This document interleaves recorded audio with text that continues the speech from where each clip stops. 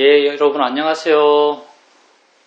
오늘이 2023년 1월 1일입니다. 2023년 1월 1일. 또 새해가 밝았죠. 항상 오는 새해입니다. 별 느낌 없죠? 예, 별 느낌 없습니다. 왜냐하면 우린 맨날 현재만 사니까요. 우린 어제 살지 않고 내일 살지 않아요. 우린 지금 삽니다. 새해도 자신을 위한 삶을 사십시오. 진정 나를 위한 것이 진정 남을 위하는 거죠. 나를 위한다는 게 물질적, 경제적 이익을 위해서 나를 위하는 게 아니에요. 나를 위한다는 것은 여러분의 행복을 위한 거예요. 여러분이 어떨 때 행복할까요? 여러분 마음이 좋을 때 행복합니다. 행복한 마음이 있을 때 행복한 거예요. 여러분 그 무엇을 가져도 행복하지 않습니다. 그 어떤 것도 여러분에게 행복을 보장하지 않아요. 만약 외적인 조건이 여러분에게 행복을 보장한다면 우리나라에서 제일 행복한 사람은 삼성 회장이겠죠. 외적인 조건이 우리를 행복하게 한다면 우리나라에서 제일 행복한 사람은 삼성 회장이거나 청와대 대통령일 거예요. 근데 결코 그렇지 않습니다. 절대 그렇지 않아요. 왜? 왜냐하면 여러분은 여러분이 아는 세상을 체험하고요. 여러분이 아는 세상은 지금 둘러보면 그 세상이요. 지금 여러분이 눈 뜨고 보고 귀에 들리고 하는 것이 여러분 세상이요. 모든 사람이 이런 세상 속에 살고 있어요. 우린 객관 세상 속에 살고 있는 게 아니에요. 내가 뭘 만질 때 그 부드러움과 딱딱함이 1에서 10까지 있다면 그걸 5라고 누구도 말하지 못해요. 그걸 10이라고 누구도 말하지 못해요. 꽃을 보고 있을 때 그 아름다움이 1이라고 누구도 말하지 못해요. 그 아름다움이 10이라고 누구도 말하지 못해요. 다 개인적인 체험이에요. 자기가 부여한 가치 따라서 그 가치 따라서 자기만이 반응하는 거예요. 화로 반응하고 욕심으로 반응하고 어떨 땐 기쁨으로 반응하고 어떨 땐 행복으로 반응해요. 그러니 무엇을 체험하는가는 결코 그 사람의 행복의 척도가 못 됩니다. 사회 속에서 문화 속에서 다른 사람들이 한결같이 무엇을 체험하는가가 그 사람의 행복을 결정한다라고 우리에게 끊임없이 주입해요. 큰 차 타면 행복해. 비싼 거 쓰면 행복해. 얼굴 예쁘면 행복해. 몸매 좋으면 행복해. 다 아니에요. 절대 그렇지 않습니다. 왜? 그것에 부여한 가치가 다 달라요. 그것에 부여한 가치가 다 달라요. 무엇을 체험하는가가 여러분의 행복을 결정하지 않습니다. 무엇이 여러분의 행복을 결정하는가, 어떤 마음으로 그 체험을 경험하는가가 결정하는 거죠. 마음이 어떤가가 그걸 결정하는 거예요. 다시 말하면 마음이 행복할 때 행복한 거예요. 좋은 것을 경험한다고 결코 행복하지 않습니다. 마음이 행복할 때 여러분은 행복한 거예요. 우리는 세상을 바꾸려고 하지 않습니다. 우리는 우리 마음을 바꾸려고 해요. 왜? 이게 우리에게 100% 결정적인 우리 삶의 원인이거든요. 우리 삶의 행복과 불행과 고통과 즐거움의 원인이에요. 우리는 물론 워낙 어리석어서, 나도 마찬가지죠. 워낙 어리석어서 세상에 던져지게 되면 세상의 가치에 우리도 휘둘려요. 예쁜 걸 예쁘게 좋아하고, 못생긴 걸 못생기게 싫어하고, 비싼 걸 좋아하고, 산 걸 무시하고, 지위 높은 사람을 우러러보고, 지위 낮은 사람을 무시하고, 그런 마음이 우리에게 생기는 건 자연스러워요. 그게 우리 업이거든요. 우리가 살아오면서 전생이 있다면 전생부터 살아오면서 끊임없이 이런 것에 세뇌되었고, 이런 것을 반복했고, 이런 믿음을 내었고, 이런 믿음을 자꾸 내다 보니까 이런 믿음이 우리에게 확신이 됐어요. 그래서 지금은 그걸 믿으려고 할 필요도 없어요. 지금은 그게 우리에게 상수처럼 드러나서 반응해요. 그리고 결론적으로 이런 반응들이 우리의 고통의 원인이 되죠. 만약에 이렇게 내버려 둔다면 우리의 고통은 필연이고요. 우리의 고통은 피할 수가 없어요. 우리는 괴로울 수밖에 없는 존재예요. 그리고 점점 더 괴로움이 커져가는 존재예요. 왜? 점점 어리석어져 갈 거니까. 여러분의 욕심에서 10살 때 여러분이 욕심이 많았어요? 지금 여러분이 욕심이 많아요. 지금 여러분이 욕심이 많죠. 10살 때 여러분이 행복했을까요? 지금 여러분이 더 행복한가요? 10살 때가 더 행복할걸요. 왜? 마음이 좋으니까. 마음이 좋다는 게 뭘까요? 마음이 좋다는 건 모호한 게 아닙니다. 마음이 좋다는 건 욕심과 화가 작다는 말이에요. 우리 마음은 내버려 두면 점점 안 좋아져요. 마음이 점점 안 좋아진다는 것, 그게 무슨 말인가? 욕심과 화가 점점 커져가요. 왜? 세상의 가치, 세상의 관념적 가치, 지위가 높은 게 좋다, 비싼 게 좋다, 아름다운 게 좋다, 이런 세상이 정해놓은 그런 가치, 세상이 우리에게 보여준 그 가치, 다 관념적 가치들이죠. 관념적 가치에 대해서 우리가 이게 정말 중요한 거야? 정말 대단한 거야? 정말 훌륭한 거야? 정말 수승한 거야? 정말 가질 만한 거야? 이런 믿음들을 내면 낼수록 그 믿음들은 여러분에게 본질화돼요. 더 강화돼요. 강화되면 강화될수록 마음의 반응은 더 격렬히 나죠. 그 마음의 반응들, 그게 다 욕심과 화예요. 욕심과 화가 일어날수록 여러분 괴롭죠. 내버려두면 여러분 마음은 점점 안 좋아지고요. 내버려두면 여러분 마음의 욕심과 화는 점점 커져가고요. 여러분의 고통 또한 점점 더 커져갑니다. 우리는 행복하고 싶은 사람이에요. 우리는 자유롭고 싶은 사람이에요. 어떻게 자유로울 수 있는가? 마음을 바꿈으로써. 마음을 바꿈으로써 우리는 자유로울 수 있어요. 근데 마음을 어떻게 바꾸죠? 마음 이야기는 많이 해요. 마음을 어떻게 바꿀까요? 마음이 뭘까요? 뭔지도 모르겠고 어디 있는지도 모르겠고 감도 안 잡히고 손에 잡히지도 않고 눈에 보이지도 않아요. 그럼 마음을 어떻게 바꾸죠? 마음은 바꿀 수 있습니다. 왜? 실제 마음은 아주 구체적이거든요. 마음에 대해서 여러분이 분명히 알아야 될 게 뭐냐? 마음은 대상에 의지해서 일어나요. 마음은 저홀로 있잖아요. 기초수행 본문에도 말했지만 마음이 저홀로 있다면 이건 진화예요. 이건 불변이죠. 아무것도 의지하지 않고 지 혼자 있어요. 그러니 그 무엇도 이걸 없앨 수가 없어요. 아무것도 의지하지 않고 지 혼자 있다면 이건 그 무엇도 이걸 없앨 수가 없어요. 당연하잖아요. 그 무엇도 이것에 영향 줄 수가 없어요. 아무런 영향을 받지 않는 것, 이건 불변한 거죠. 이건 영원한 거예요. 마음은 영원하지 않아요. 영향받는 게 있어요. 의지하는 게 있어요. 그게 뭔가 그걸 대상이라고 불러요. 마음은 대상에 의지해서 일어나요. 보여지는 것에 의지해서 보는 마음이 일어나고요. 들려지는 것에 의지해서 듣는 마음이 일어나고요. 느껴지는 것에 의지해서 느끼는 마음이 일어나요. 마음은 대상에 의지해서 일어납니다. 모든 마음은 대상에 의지해서 일어나요. 그러면 마음을 어떻게 바꾸겠어요? 우리는 마음을 바꾸고 싶어요. 마음이 내 행복을 결정하는 결정적 요소인 것 같아요. 마음을 바꾸고 싶어요. 그러면 우리는 어떤 마음을 바꾸겠어요? 대상을 향한 마음을 바꿔요. 대상을 향한 마음을 바꾸는 거예요. 우리가 마음을 바꿀 수 있는 것은 마음이 대상에 의지해서 일어나기 때문에 우리는 마음을 바꿀 수 있어요. 대상을 향한 마음을 바꾸는 거예요. 어떻게? 대상에 대해서 바른 견해를 가짐으로써.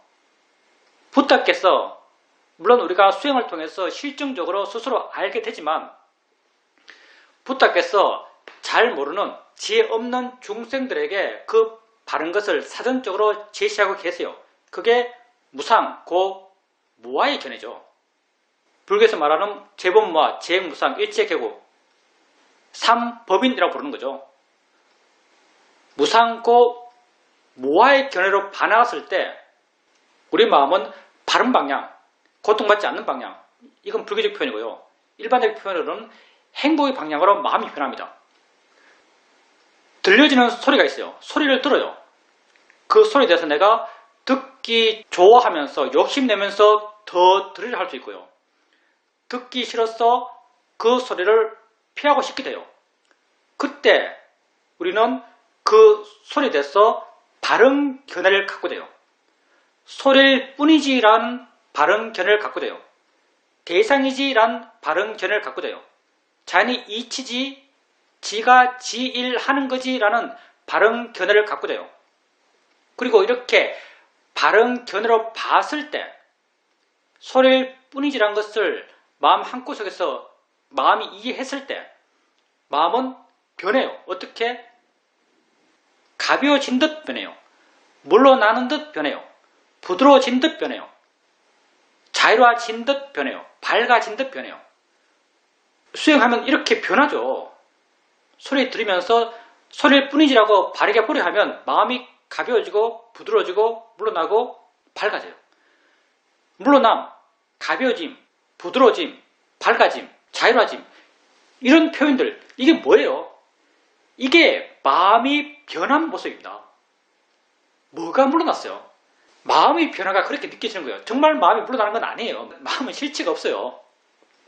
물러난다는 것은 공간적인 설명이죠. 마음은 공간이 없어요. 마음은 장소가 없어요.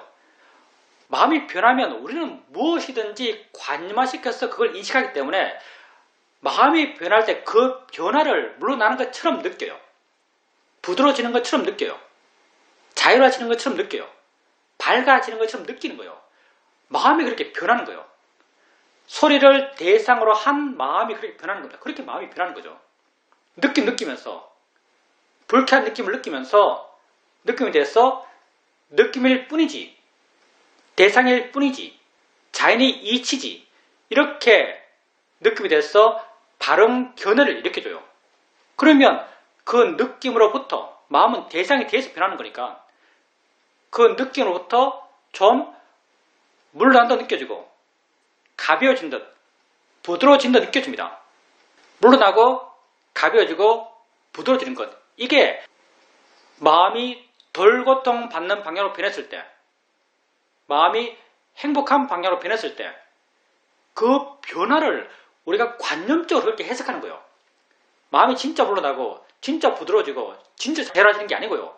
마음의 그 변화를 우리가 인식할 때 관념화시켜서 인식하기 때문에 그런 관념화를 시키는 거죠. 그게 마음이 변하는 거예요. 그때 물러나고 가벼워지고 부드러워진 그 변화를 느낀다면 마음 이외에 뭐가 변해서 이 느낌이 생길까요? 마음 이외에 그 어떤 것도 변할 게 없어요. 왜? 느낌은 그대로거든요. 마음이 변했기 때문에 이런 변화가 그렇게 느껴집니다. 이렇게 마음을 변화시키는 거예요. 알아지는 것에 대해서 그 알아지는 것을 바른 견해의 폼을 통해서 그 알아지는 것에 대한 마음을 변화시키는 거예요. 이렇게 봄에 대해서 마음이 변하고 소리에 대해서 마음이 변하고 느낌에 대해서 마음이 변하고 냄새에 대해서 마음이 변하고 맛에 대해서 마음이 변하고 생각에 대해서 마음이 변해요. 그리고 이렇게 알아진 것에 대해서 고통이 줄어든 마음, 행복한 마음 이런 마음의 힘들이 점점점 좋아져 가다 보면요. 나중에는 알아지는 것에 대한 구분이 없어져요. 무슨 말인가? 그냥 이런 물러난 마음, 가벼워진 마음, 부드러워진 마음, 밝은 마음의 조건이 그냥 형성되어 있어요. 무엇이 알아지든 이미 마음은 가벼워지는 걸로, 부드러워지는 걸로, 자유로워지는 걸로 준비되어 있죠. 왜? 수행을 계속하니까. 여러분 수행 대상은 특별한 게 아니에요. 여러분 수행 대상은 봄이 여러분 수행 대상이고요. 들음이 여러분 수행 대상이고요. 느낌이 여러분 수행 대상이고요. 생각이 여러분 수행 대상이에요. 여러분 수행 대상을 특별한 시간, 특별한 장소에서 특별한 활동 속에서 찾는 그런 것들이 아니에요. 일어나면서, 걸으면서, 설거지하면서, 청소하면서, 친구랑 만나면서, 이야기하면서, 심지어 책 읽으면서, 생각하면서 여러분이 만나는 매 순간순간의 그런 암들이 다 여러분 수행의 대상이에요. 그리고 이 수행을 해나가면 조금씩 알게 되겠지만 우리의 바른 수행의 길이란 것은 내가 줄어들어가는 길이에요. 점점 나의 수행하려는 노력이 줄어들어요. 이렇게 항상 있는 수행 대상이 돼서 나는 점점 내 노력이 필요하지 않는 내가 하려는 수행이 아닌 되어지는 수행을 해나가요. 그리고 되어지는 수행을 해나가면서 그렇게 알아지는 것에 대해서 고통이 줄어든 마음, 자유로워진 마음, 행복한 마음을 점점 개발해가요. 당연히 나중에는요, 이런 마음이 그냥 마음에 있어요. 마음의 기본적인 틀이 이렇게 돼요. 왜? 알아지는 게 항상 있거든요. 처음에는 나의 노력으로 자연이치야 대상에 이렇게 해나가죠. 근데 알아진 건 항상 있어요. 여러분이 수행을 해나가면 해나갈수록 여러분은 점점 항상 수행하는 그런 수행자의 삶을 살아요. 그럼 이런 마음들, 우리가 물러난다, 가벼워진다, 부드러워진다, 자유로워진다는 이런 마음들도 점점 여러분 마음에 항상 있게 돼요. 왜? 알아진 것이 항상 있으니까. 알아진 것에 대한 바른 마음은 또한 점점 항상 있는 방향으로 힘이 커져가죠. 그렇게 여러분은 여러분 마음을 본질적으로 바꿔갑니다. 여러분 마음은 바뀔 수 있어요. 여러분 마음은 바뀔 수 있습니다. 마음이 바뀔 수 있다는 것은 정말 환희로운 일이에요. 일반적인 세상의 가르침 속에서 마음을 어떻게 바꿀까요? 세상 사람들 마음을 어떻게 바꾸죠? 정말 마음을 바꾼다는 것은 거의 미션 임파서블한 그런 느낌 들어요. 근데 마음은 바뀔 수 있습니다. 여러분은 마음을 바꾸기 위한 수행을 하고 있고요. 바르게 수행할 줄 안다면 지금 하면 지금 여러분 마음이 바뀌어요. 보여주는 것을 보면서 보일 뿐이지라고 하면 여러분 마음이 변해요. 어느 느낌 알면서 느낌일 뿐인데라고 하면 여러분 마음이 변해요. 소리 들으면서 소리일 뿐이지 대상이지 라고 하면 여러분 마음이 변해요. 그 변화의 방향은 곧 행복의 방향이고 자유로움의 방향입니다. 여러분 삶의 의미, 여러분 삶의 고통, 여러분 삶의 행복, 여러분 삶의 기쁨, 그 모든 걸 결정하는 것은 여러분 마음이에요. 행복한 마음이 있을 때 행복한 것이고 기쁜 마음이 있을 때 기뻐하는 것이고 보람을 느끼는 마음이 있을 때 보람을 느껴요. 무엇을 체험하는가, 여러분 바깥에 있는 세상의 무엇을 체험하는가가 그 마음을 결정하잖아요. 어떤 마음으로 체험하는가가 그 체험의 성격을 결정합니다. 근데 여러분 마음은 바뀔 수 있습니다. 그렇게 마음이 변했을 때 여러분이 좀 더 행복한 방향으로, 좀 더 기뻐하는 방향으로, 좀 더 의미를 느끼는 방향으로, 좀 더 가치를 느끼는 방향으로, 좀 더 만족한 방향으로 여러분 마음은 변할 수 있어요. 그렇게 여러분 마음을 변화시키기 위한 여러분의 노력이 바로 이 수행이죠. 수행을 해가기 바랍니다. 이 법회는 수행법회예요. 수행은 실천이죠. 여러분이 하는 겁니다. 여러분이 해서 여러분 스스로 좋아져 가는 거예요. 그 누구도 여러분의 수행의 길을 대신 갈 수 없어요. 다시 말하면 누구도 대신 갈 수 없다는 것은 누구도 뺏어갈 수 없어요. 여러분의 수행을 통해서 만들어갔던 그런 좋은 마음들, 지혜들, 기쁨들, 의미들, 가치들 이런 것을 누구도 뺏어갈 수 없어요. 오롯이 여러분 자신 겁니다. 여러분이 세상에서 갖고 있는 것, 여러분이 내 것이라고 강력히 믿고 있는 건강까지도, 여러분 몸까지도 다 뺏어갈 수 있어요. 여러분이 절대 안 뺏길 정말 고유하게 여러분 자신인 것, 그건 이렇게 여러분 노력으로 여러분 안에서 스스로 만들어가는 거죠. 이걸 우리는 업이라고 그러죠. 그래서 부탁해서 네가 다음 생에 가져갈 수 있는 유일한 것은 너의 업이란 말을 합니다. 여러분이 절대 남에게 뺏기지 않고 또 절대 남에게 나눠줄 수 없고 절대 남으로부터 나눠받을 수 없는 것, 그게 업이고요. 업 가운데 선업들, 좋은 마음의 에너지들, 그게 선업이죠. 좋은 마음의 에너지들. 뭘 통해서 이런 걸 개발하는가? 좋은 마음을 개발함으로써, 좋은 마음은 어떻게 개발되는가? 대상을 향해서 좋은 마음을 내는 것이죠. 대상을 향해서 어떻게 마음이 좋아지는가? 대상에 대해서 바른 견해를 가졌을 때 대상이 돼서 마음이 좋아져요. 이게 우리 수행이고요. 수행을 해가면서 자기 마음을 좋게 해 나가십시오. 그게 여러분에게 좋은 업을 쌓아가는 겁니다. 여러분 존재가 좋아져 가는 거예요. 밝은 것으로 나아가는 것입니다. 진정 자기를 사랑한다면 자기를 밝은 것으로 이끌어 가십시오. 질문입니다. 스님께서 법문하시면서 우리가 수행을 하는 데 있어서는 이 순간에 뭔가 마음이면 충분하다라는 말씀을 하시는데, 저도 수행을 해가면서 어느 순간 이 순간 나 자신이면 충분하다는 것에 대해서 새롭게 어떤 이해가 생겼습니다.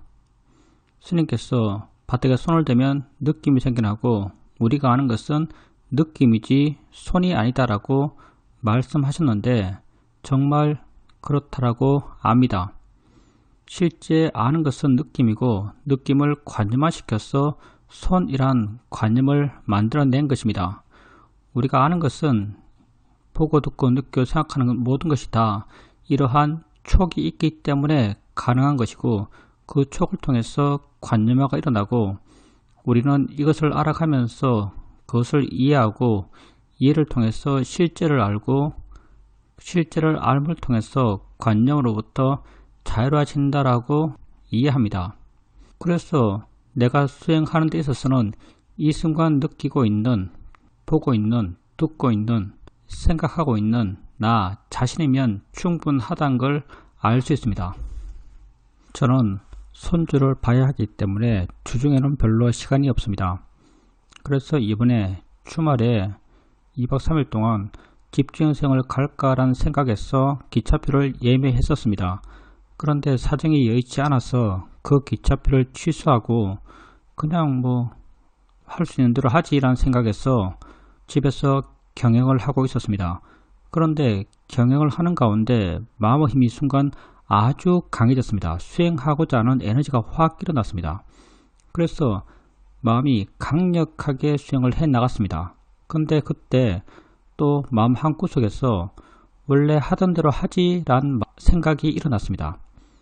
그러니까 자연스럽게 마음의 에너지가 조금씩 약해지면서 뭔가 중립적인 균형된 그런 마음의 에너지로 변해가는 그런 느낌이 들었습니다. 그런 걸 보면서 마음이란 것이 지 할 일을 지가 알아서 해 나오고 정말 많이 알고 있고 또 방향이 제시되면 지 스스로 변해가고 모든 게 지 조건 속에서 지 할 일을 하는구나 라는 이해가 또 생겼습니다.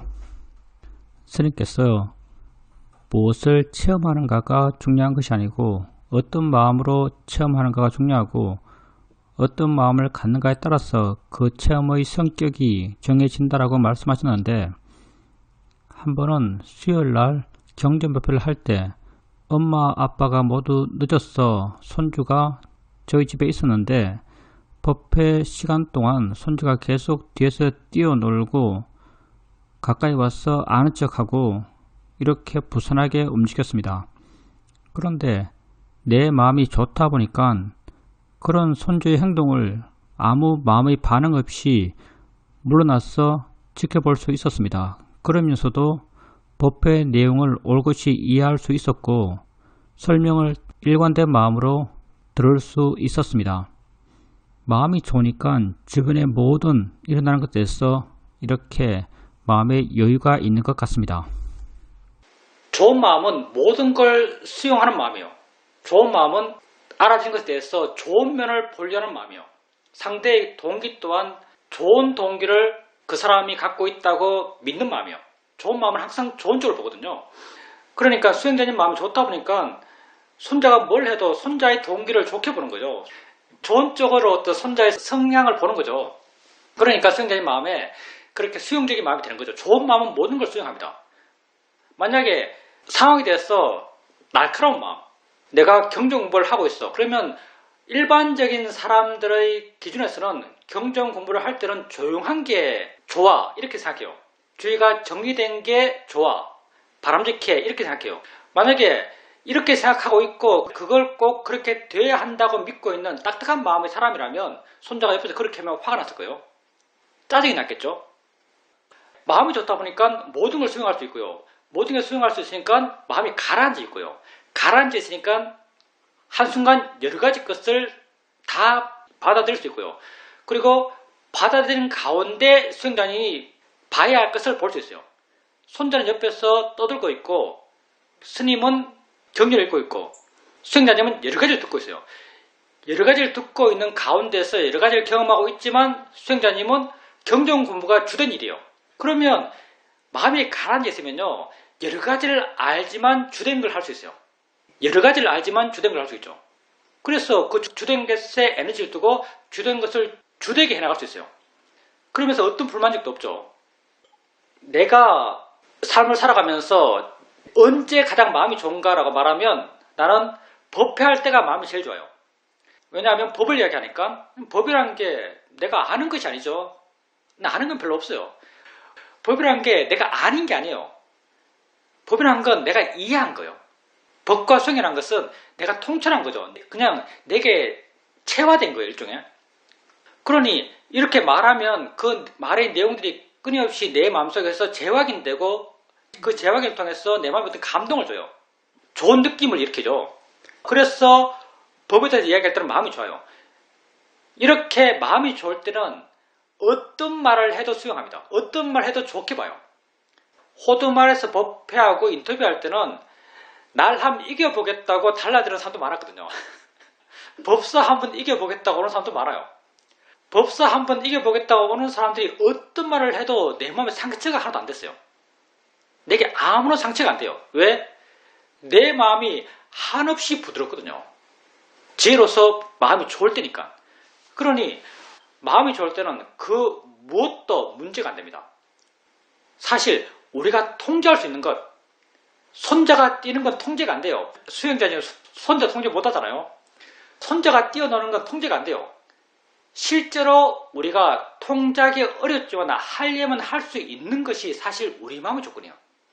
얼마나 좋은 차를 타는가, 얼마나 좋은 집에 사는가, 내 가족들이 얼마나 나를 위하는가, 내 이웃이 얼마나 좋은 사람인가, 이거 통제 안 돼요. 통제 못 해요. 세상은 통제되지 않아요.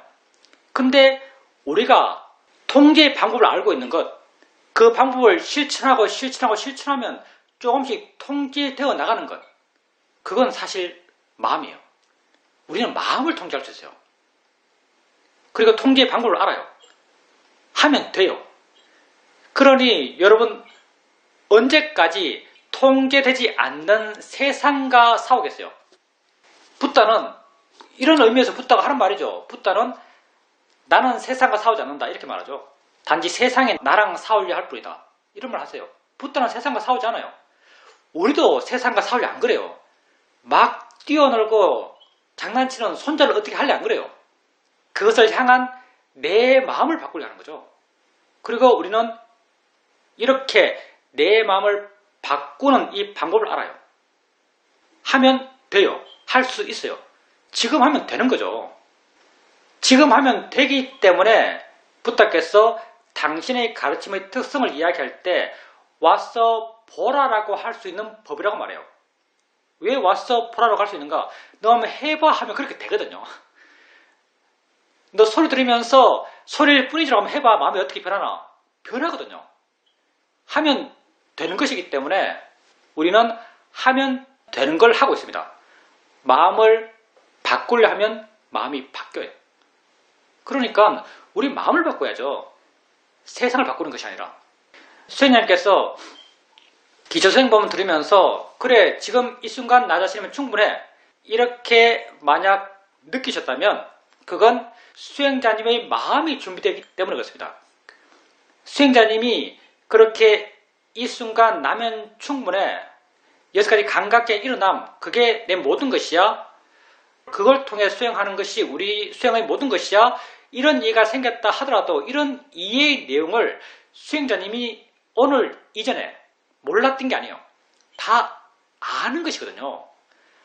아는 것인데 그 말을 들을 때 또 수행자님 마음에는 어떤 느낌이 생겨나요.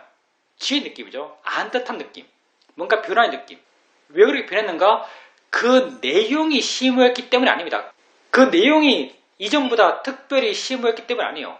수행자님의 마음이 이전보다 특별히 좋았기 때문이죠. 마음이 좋으면 모든 것은 심오합니다. 마음이 좋으면 모든 것은 심오해요.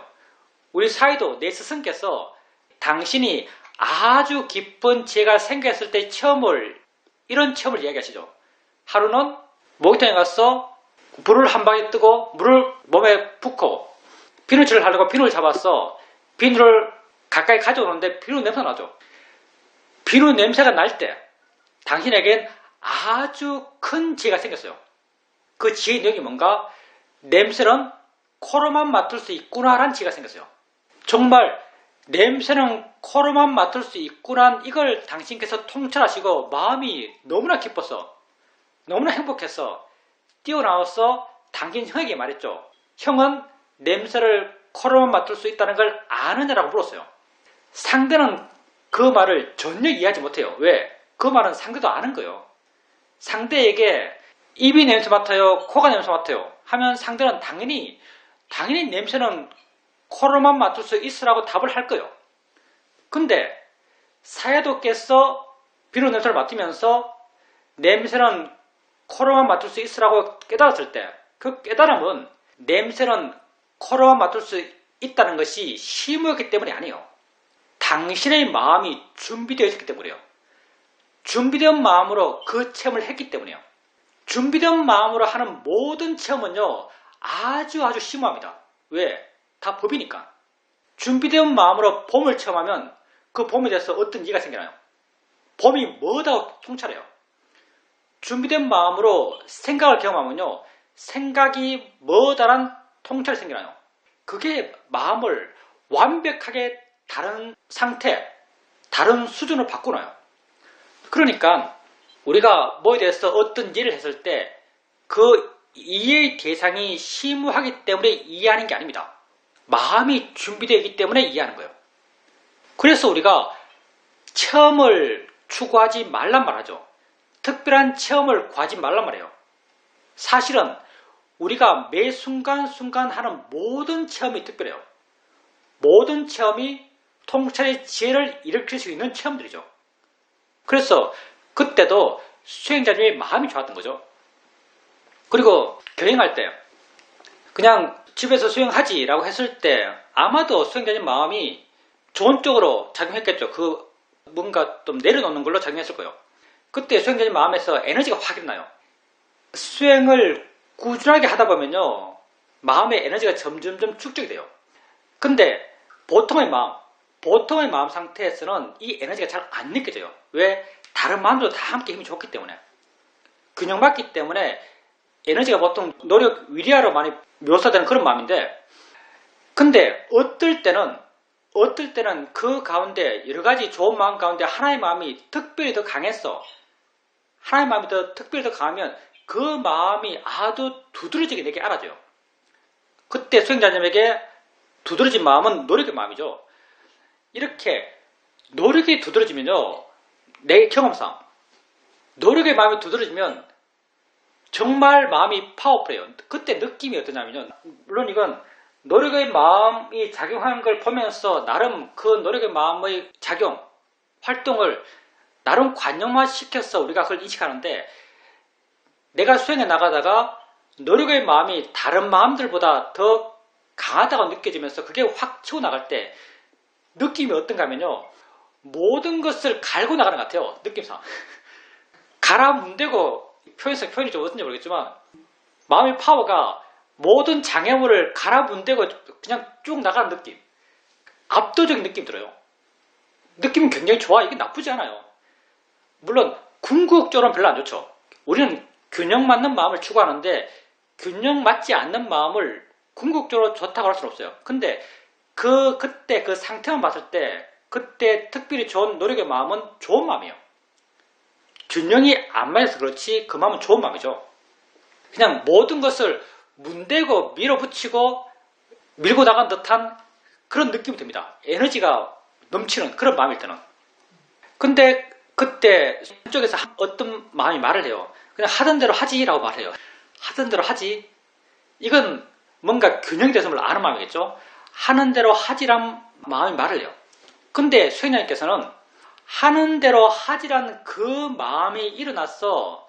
에너지 넘치고 지 혼자 나서서 모든 걸 밀어붙이면서 나가고 있는 그 마음을 좀 부드럽게, 좀 가운데 쪽으로, 좀 다른 것과 조화롭게 변화시킨 듯한 마음이라고 나중에 해석하셨지만 실제로는 그렇지 않아요.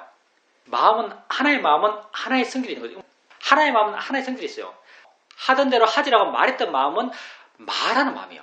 물론 이 마음이 그런 말을 하기 위해서는 사전적인 어떤 정보도 있었겠죠. 그게 중도에 관련된 그런 수행자님의 균형과 관련된 수행자님의 알미 조건이 되어서 하던 대로 하지란 말이 나왔어요. 근데 마음의 조건을 바꿨던 마음은 사실 하던 대로 하지란 말을 들었던 마음이에요. 하던 대로 하지란 말을 마음이 들었어요. 마음이 들어서 어떤 생각이 일어날 수 있고 또는 그냥 마음이 들어서 순간 마음에 어떤 방향성이 정해졌어요. 아마 방향성이 정해졌을 거예요. 뭔가 지금 이상하다는 느낌 들었을 거예요. 그냥 에너지가 확 일어나서 모든 걸 밀어붙이는 그런 상태가 옳지 않다는 그런 알미 생겼겠죠. 이게 바람직하지 않아, 균형이 맞지 않아, 이런 내용을 갖고 있는 어떤 마음의 작용이 있었을 거예요. 이런 작용이 마음 상태를 바꾸나요? 좀 부드러운 쪽으로, 좀 균형된 쪽으로, 좀 자연스러운 쪽으로 그렇게 마음을 변화시키죠. 그렇게 마음이 지가 하는 거예요.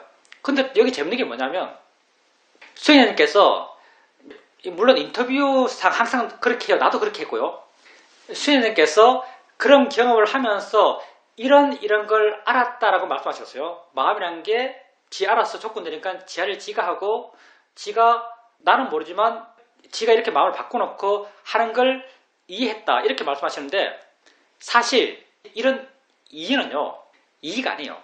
수행자님의 사후적인 사유죠. 사실은 사후적인 사유예요. 그런 마음 상태에서는요 절대 이해가 안 생깁니다. 그런 경험만 있지 그런 걸 체험만 하지 거기에서는 이해가 생길 수가 없어요. 무슨 말인가? 균형이 안 맞는 마음에서는 이해가 안 생겨요. 수행자님은 그런 마음의 상태의 변화를 보면서 사후적으로 좀 전에 그런 마음이 있었어. 이런 마음은 이런 의미지라고 사후적으로 의미를 부여하는 거죠.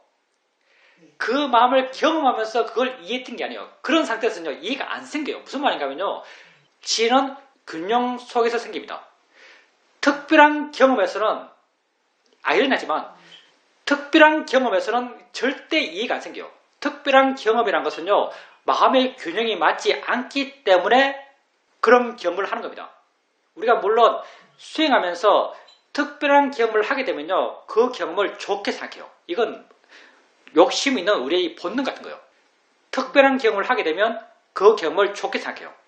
근데 지혜 입장에서 보면요 특별한 경험에서는 절대 지혜가 안 생깁니다. 지혜는 아주 평양 경험 속에 생겨요. 왜 지혜가 날 때의 경험이 평양한가? 마음의 균형이 맞기 때문이에요. 사회도께서 비료 냄새 맡을 때 사회도께서 물론 말씀하지 않았지만 그 비료 냄새는 보통 수행하지 않으면서 비료 냄새 맡을 때와 똑같은 상태처럼 사회도에게 느껴졌을 거예요. 왜? 마음의 균형이 완벽했을 거니까. 마음의 균형이 완벽하면요 세상은 너무나 평이해요. 마음의 균형이 어그러졌을 때 세상은 아주 특별하게 와닿아요. 수행자님이 모든 걸 짓누르면서 알아차림이 진행된 듯이 그렇게 느껴졌다면요 그건 아주 특별한 경험이에요. 특별한 경험은 마음의 균형이 맞지 않기 때문에 하는 거예요. 그 상태에서는 절대 지혜가 안 생깁니다. 물론 그렇다 해서 그 마음 상태가 나쁘다는 말은 절대 아닙니다. 수행을 지속적으로 해나갔기 때문에 한순간 한 마음이 돌출해서 지 모습을 보여줘요. 그때는 노력이 돌출해서 지 모습을 보여주죠. 모든 걸 갈아엎는 듯한 그런 힘을 보여줘요. 아마 수행자님도 그런 노력의 마음의 느낌을 느꼈던 것 같아요. 하여튼 그렇게 꾸준히 수행하면 마음이 준비되고 마음이 준비되면 무엇을 체험하든 거기에서 통찰이 생겨납니다. 그렇게 꾸준히 수행하셔서 마음을 계속 준비해 나갔어요. 정은입니다. 저희 집은 신정을 세기 때문에 오늘 세 차례를 지냈습니다. 제가 허리가 살짝 안 좋았기 때문에 첫날 애들이 오면 부침개를 할 수 있도록 준비를 해두고 애들한테도 너희들이 부침개를 하고 나는 입만 좀 보태겠다고 이미 말을 해둔 상태였습니다. 애들이 와서 부침개를 하고 남편은 아이들을 보고 나는 쉬고 있었습니다. 그때 이렇게 쉬는 것보다는 수영하러 가는 것이 낫겠다라는 생각이 들었습니다. 수영을 하게 되면 허리에 통증이 거의 느껴지지 않습니다. 그래서 수영하러 갔습니다. 수영을 하고 있는데 1시간만 하기로 했는데 점점 수영이 잘 되었고 스님이 말씀처럼 수영을 하면서 알아차림 하는 동안 대상의 의지에서 마음이 일어난다는 이해가 분명했습니다. 이런 이해가 분명하니까 뭔가 마음의 느낌이 좋았고 수영의 맛이 난다라고 느껴졌습니다.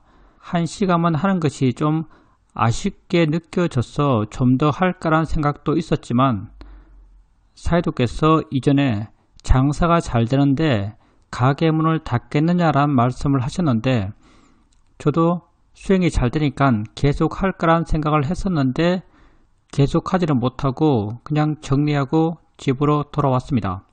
나는 수영장에 있고 아들 며느리와 남편은 집에서 일을 하고 있었지만 내 마음에 부담감은 하나도 없었습니다. 그렇게 수영을 하면서 수행하는 것이 아주 좋았습니다. 법회에서도 누워서 법문을 들었는데 마음에 아주 여유가 있고 수용적이 되면서 법문의 내용이 내 마음에 쉽게 와 닿았습니다. 당연히 수영하러 갔고 수영하면서도 마음이 좋았다면 그건 수영자님이 남편이나 아들이나 며느리에 대해서 그리고 그 사람들이 하고 있는 것에 대해서 전혀 어떤 부담감이 없기 때문에 그렇죠. 어떻게 해야 된다는 그런 가치 부여가 굉장히 약했기 때문에 가능한 거죠. 만약 수행자님께서 그런 마음이 되었다면요, 사실은 남편과 아들과 며느리가 사실 굉장히 좋은 사람들이에요.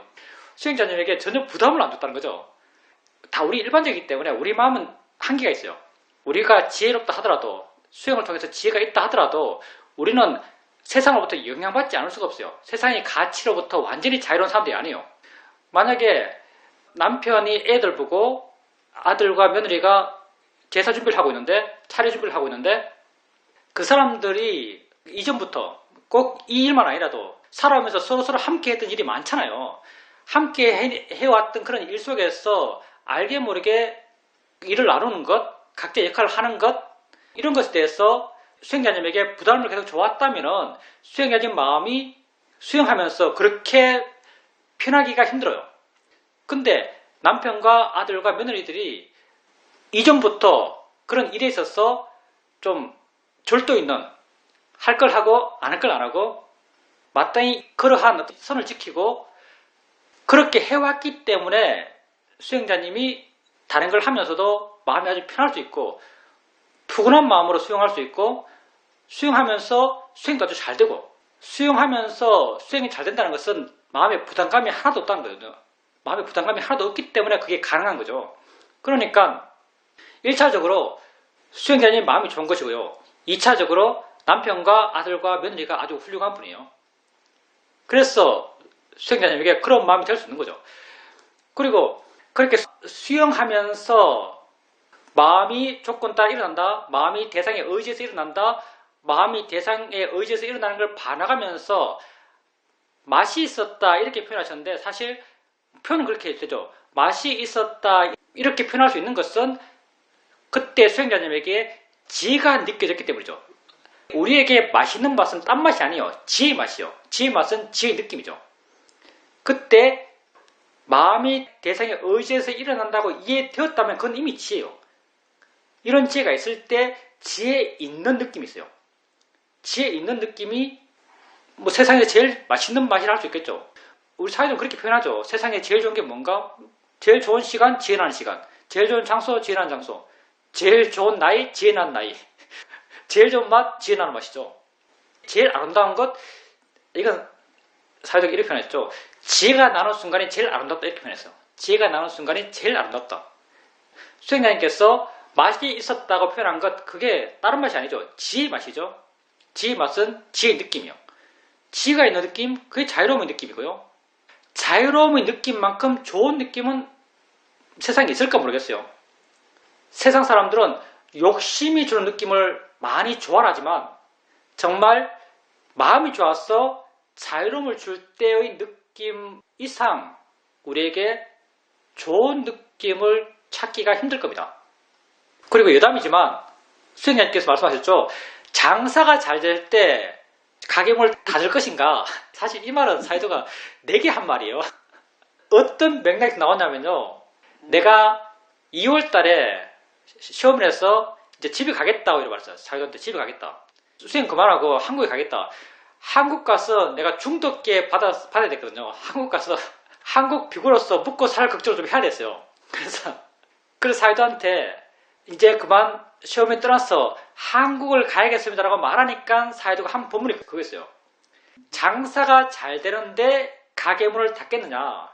이걸 내 수행 상태에 빗대서 말하면 야, 너 지금 지혜가 계속 나고 있는데 왜 수행을 그만두려 하느냐 이 말이 있어서 지금 지혜가 계속 나고 있는데 왜 수행을 그만하려 하느냐, 왜 한국에 가려고 하느냐.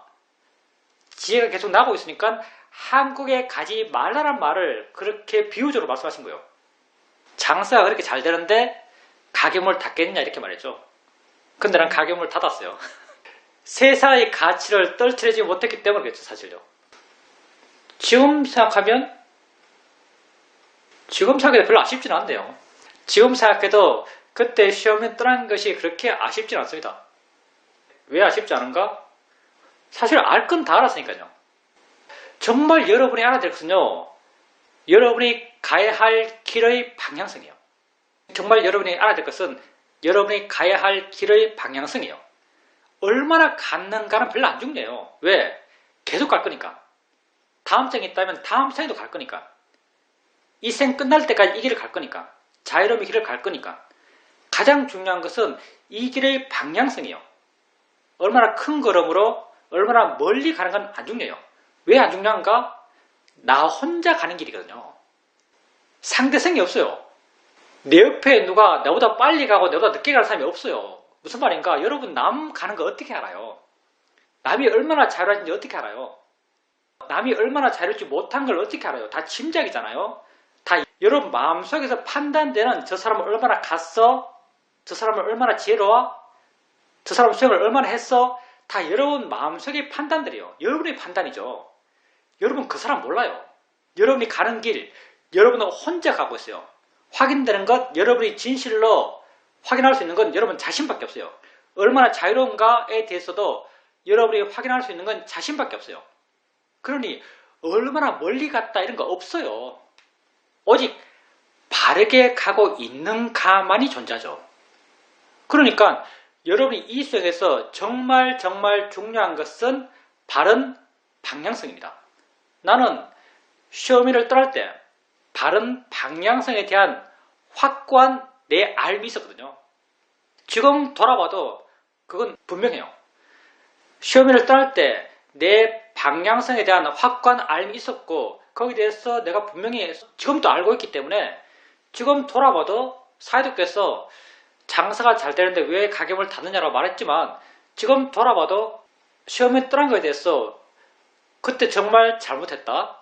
그때 떠나지 않았으면 지금 얼마나 더 수행을 지혜가 깊을까? 이런 생각은 전혀 안 드는데요. 방향성에 대해서 분명히 알길 바랍니다. 이건 하다 보면 알아져요. 남이 여러분에게 가르쳐 줄 수 있는 성격이 아니에요. 하다 보면 알아집니다. 질문입니다. 이전에는 생각에 대해서 아주 강하게 화가 났을 때, 번뇌가 있을 때 그 번뇌가 하는 생각에 대해서 생각이라고 알고 수행의 대상으로서 반나가려 하고 이렇게 수행했었습니다. 그런데 생각에 대해서 좀 더 이해가 깊어지고 수행에 좀 더 능숙해지니까 생각이 거의 항상 있다는 걸 알게 되고 우리의 일상의 삶 속에서도 수많은 생각들이 일어나서 자기 할 일 해나가고 내가 알든 모르든 그 생각들은 역할을 하고 나는 그 생각에 따라서 말과 행위를 하고 있다는 걸 알게 됩니다. 이렇게 생각에 대해서 좀 더 이해하게 되니까 알 수 있는 것들이 정말 많다는 생각이 듭니다.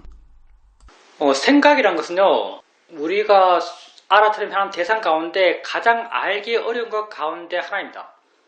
생각은 내가 알려 해서 알 수 없어요. 알아져야만 알 수 있습니다. 말장난 같지만 실제 생각은 그래요. 내가 알려 해서 알 수 없습니다. 왜냐하면 내가 알려고 하면 생각은 이미 눌려서 없어져 버렸어요. 가만히 있으면 알아져요. 알아졌을 때 생각을 알 수 있습니다. 수행님께서 옛날에는 번뇌로서 아주 강한 생각들, 그런 생각들에 대해서 생각했다고 알아왔지만 지금은 아주 평이한 생각들, 그런 생각들에 대해서 생각했다고 어떻게 알 수 있는가? 그 생각이 알아졌기 때문에요. 수행자님 마음이 그런 생각을 알 수 있을 만큼 부드러워졌고 가벼워졌고 힘이 있어졌기 때문에 그런 생각들이 알아졌던 거죠. 달을 볼 때 마음이 생각해요. 소리 들을 때 마음이 생각해요. 느낄 때 마음이 생각해요. 생각하지 않을 때가 없어요. 근데 그런 생각들도 그렇게 생각을 알아갈 때 생각에 대해서 우리가 좀 미숙할 때는 생각을 알아갈 때 생각을 어떻게 알아가냐면요. 내가 어떤 생각을 하고 있다는 것을 분명히 알려고 해요. 생각의 내용을 분명히 확정 지으려고 해요. 그게 생각에 대해서 알아채면 하는 게 미숙할 때 그렇게 해요. 왜냐하면 생각에서 두드러진 것이 그런 생각의 내용, 즉 관념이니까요. 관념은 알기 쉽거든요.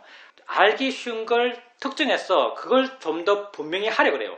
근데 우리가 소리 들을 때 저 소리가 어떤 소리야, 새소리야, 바람소리야 이것에 대해서 크게 신경 쓰지 않고 소리 있다고 알아가듯이 있다는 것이 법이니까 법의 방향으로 알아가듯이 생각에 대해서도 달이 크다고 생각하고 달이 작다고 생각하고 달이 밝다고 생각하고 이런 생각의 내용이 뭐다라고 구체적으로 분명히 알아가는 것 이건 생각을 알아차는 데 있어서 결코 바람직하지 않아요. 물론 마음이 알아서 그런 내용의 생각을 하지만 수행하는 수행자님은 생각 있다고 알면 돼요. 생각 있다고 아는 것이 생각의 법의 특성을 알아가는 거예요. 있다는 것이 모든 법의 특성이에요. 생각한다고 알아가든 생각 있다고 알아가든 마음이 생각한다고 알아가든 이런 성질과 작용의 방향으로 그걸 알아가셔야 돼요. 그러면 마음이 더 자유로워요. 한번 시험해 보세요. 내가 만약 달이 밝다고 알아가요.